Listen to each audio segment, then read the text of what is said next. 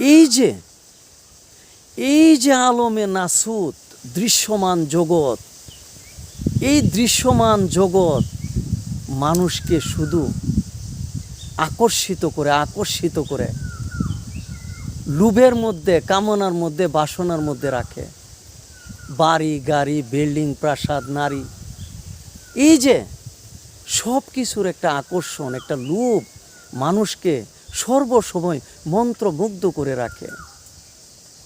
তার কারণ মানুষের অন্তরে, মানুষের নফসের মধ্যেই রয়েছে খন্নাসরূপী শয়তান, যে সর্বসময় এগুলোর দিকে মানুষকে টানে, নফসকে টানে, আকর্ষিত করে।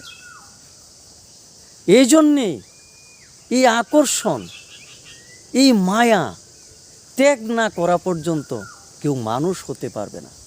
আর ত্যাগ না করতে পারলেই তার জন্য রয়েছে পরকালীন শাস্তির ব্যবস্থা। ধন্যবাদ।